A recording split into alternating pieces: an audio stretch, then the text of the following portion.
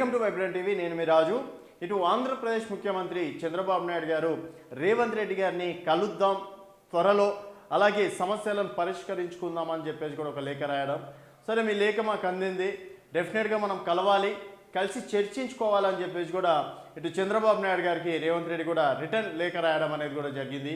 So వీళ్ళిద్దరి మధ్యలో కొన్ని కీలక విషయాలు అయితే అయినాయి, అంటే ముందున్నాయి. విభజన సమయంలో ఏదైతే విభజన చట్టం ప్రకారం ఇరు రాష్ట్రాలు వారిగా మాట్లాడుకొని సంతకాలు పెట్టుకున్నారో మరి అదంతా వరకు నెరవేరాయి. అలాగే దాదాపు ఒక 7 గ్రామాలు అప్పుడు ఆంధ్రప్రదేశ్లో కలపడం అనేది జరిగింది. తిరిగి మళ్ళీ ఆ గ్రామాలని తెలంగాణలో కలపాలంటూ మొదటి డిమాండ్, తర్వాత కార్పొరేషన్ విషయంలో కావచ్చు, తర్వాత తెలంగాణలో ఉన్నటువంటి ఆంధ్రప్రదేశ్ ఆస్తుల విషయంలో కావచ్చు, ఇట్లాంటి కొన్ని కృష్ణా జలాలు ముఖ్యంగా చెప్పుకోవాలనుకుంటే ఇప్పటికీ ఉప్పు నీరులాగా ఉన్నటువంటి సమస్య కృష్ణా జలాల వాట. సో కృష్ణా జలాల వాట కావచ్చు, తర్వాత 7 గ్రామాలు గురించి కావచ్చు, అలాగే ఇక్కడ మిగిలినటువంటి ఆంధ్రప్రదేశ్ సంబంధించిన ఇక్కడ ఆస్తుల విషయాలు కావచ్చు, తర్వాత కొన్ని పర్సనల్ ఇష్యూలు కూడా మాట్లాడుకునే అవకాశం ఉంది. సో ఏపీలో సీఎం చర్చలో కీలకం 5 గ్రామాల అంశం, ఏపీలో విలువైన వాటిని తిరిగి ఇవ్వాలనే డిమాండ్. ఇప్పటికే సీఎం రేవంత్కు మంత్రి తుమ్మల రిక్వెస్ట్, భద్రాచలం ఎమ్మెల్యేకు గ్రామస్తుల ప్రజల విన్నపం, కృష్ణా జలాల వాటిపైన లోతుగా చర్చించే ఛాయిస్, ఆస్తులు అప్పులు ఉద్యోగాల విభజన డిస్కషన్కు అవకాశం, శాఖల వారి జాబితాను సిద్ధం చేసిన రాష్ట్ర ప్రభుత్వం. సో మొత్తానికి హైదరాబాద్లోని ప్రజాభవన్ వేదికగా ఈ నెల 6న తెలుగు రాష్ట్రాల సీఎంలు భేటీలో ఏపీ పరిధిలోకి వెళ్ళిపోయినటువంటి 5 గ్రామాలను తిరిగి తెలంగాణలో కలపడంపై చర్చ జరిగే అవకాశం ఉన్నది. భద్రాచలం మండలంలోని ఏటపాక, గుడాల, పిచ్చుకలపాడు, కన్నాయిగూడెం, పురుషోత్తమపట్నం గ్రామాలను తిరిగి తెలంగాణకు ఇవ్వాలంటూ ఆ గ్రామాల ప్రజలు దీర్ఘకాలికంగా డిమాండ్ చేస్తున్నారు.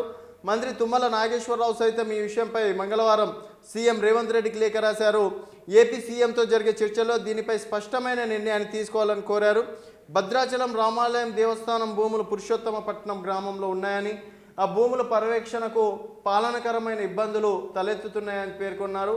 భద్రాచలం నుంచి చెర్ల ప్రధాన రహదారిలో ఏటపాక గ్రామాన్ని ఆంధ్రలో కలిపేయడంతో అంతర్రాష్ట్ర సరిహద్దు సమస్యలు ఉత్పన్నమవుతున్నాయని, సమస్యలకు పరిష్కారం లభిస్తుందని మంత్రి తుమ్మల, ఎమ్మెల్యే తెల్లం వెంకట్రావు ఆశాభావంతో ఉన్నారు.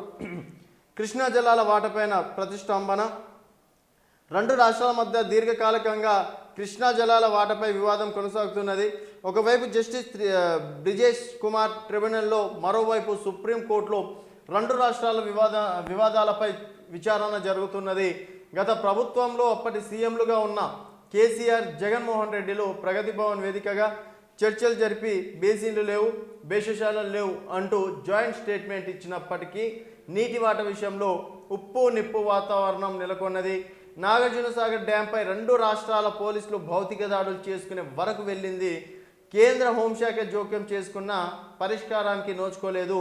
ఏపీ కేటాయించిన అండ్ హక్ ఆరెంజ్మెంట్ వాటా కంటే ఎక్కువ వాడుకుంటున్నారని తెలంగాణ తరచు కృష్ణ బోర్డు సమావేశాల్లో ఆరోపిస్తున్నది. దీనికి కౌంటర్గా ఏపీ సైతం ఇలాంటి వాదననే తెరపైకి తెస్తుంది. ఈ నేపథ్యంలో ఏపీ తెలంగాణ సీఎంలు 4 ఏళ్ల తర్వాత ఫస్ట్ టైం పరిష్కారం కనుగొనే దిశగా చర్చలకు సిద్ధం కావడంపై ఆశలు నెలకొన్నాయి.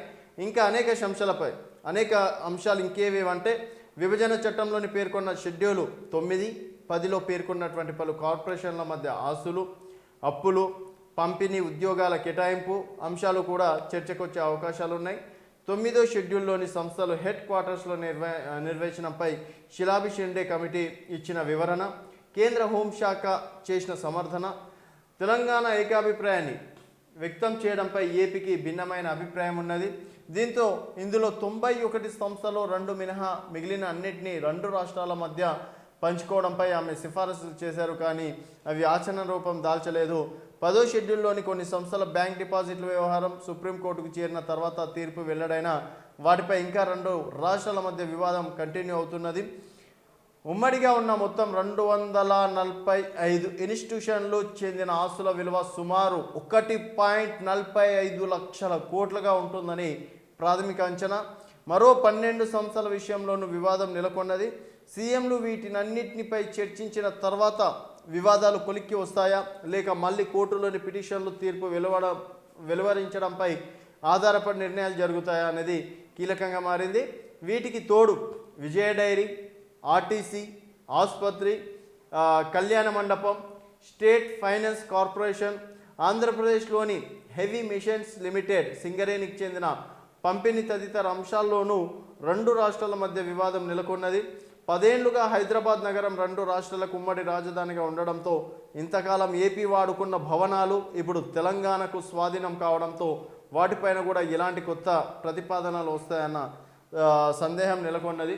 సో ఇక్కడ చూసుకున్నట్టయితే భేటీలో కృష్ణా జలాలు మొన్న ఇక్కడ తెలంగాణలో ఏమంటారు ఎన్నికలు జరుగుతున్నాయి. అక్కడ చూసుకున్నట్టయితే రెండు రాష్ట్రాల పోలీసులు ఏకంగా భౌతిక దాడులు దిగే వరకు తెచ్చుకోవడం అనేది జరిగింది. తర్వాత అప్పుడు 7 గ్రామాలను కలపద్దంటూ ఇక్కడ తెలంగాణ సీఎం కేసీఆర్ పేర్కొన్నప్పటికీ దాదాపు 7 గ్రామాలు అప్పుడు కలిపారు. సో అందులో 5 గ్రామాలు తిరిగి మళ్ళీ తెలంగాణకు తీసుకురావడంలో రేవంత్ రెడ్డి గారు ప్రముఖ పాత్ర వహించాలని చెప్పేసి అంటున్నారు. అలాగే కార్పొరేషన్లు కావచ్చు, తర్వాత ఆస్తుల విషయంలో కావచ్చు, అప్పుల విషయంలో కావచ్చు, ఉద్యోగాల విషయంలో కావచ్చు, తర్వాత కృష్ణా జలాలపైన, కృష్ణా జలాలు ఇటు ఉద్యోగాలు, కార్పొరేషన్ల ఆస్తులు కావచ్చు, దాదాపు 1.45 కోట్ల వరకు, లక్షల కోట్ల వరకు ఇక్కడ ఆంధ్రప్రదేశ్ ఆస్తులు ఉన్నట్లు కూడా తెలుస్తుంది. వీటిపైన ఇప్పటివరకు సుప్రీంకోర్టు, హైకోర్టుకు వెళ్ళడం తప్పించి చేసేది ఏం లేదు. సో 10 ఏళ్ల తర్వాత అయినా సరే, ఎందుకంటే మొన్నటి వరకు ఉమ్మడి రాజధానిగా హైదరాబాద్ ఉండే ఇటు ఆంధ్రప్రదేశ్, తెలంగాణ వాళ్ళకి. సో ఇప్పుడు 10 సంవత్సరాలు కూడా అయిపోవడంతో మరి ఇంకొన్ని రోజుల పాటు ఆంధ్రప్రదేశ్ సంబంధించిన భవనాల విషయంలో కూడా ఇంకేమైనా చర్చించుకుంటారా అనేది వేచి చూడాల్సిన విషయం. సో మొత్తానికి ఇవి కాక ఇంకెలాంటి విషయాలు చర్చించుకుంటే ఇరు రాష్ట్రాలకు బాగుంటాయి అనేది మీ అభిప్రాయాల కింద కామెంట్ రూపంలో తెలియజేయండి. చూస్తూనే ఉండండి వైబ్రాంట్ టీవీ.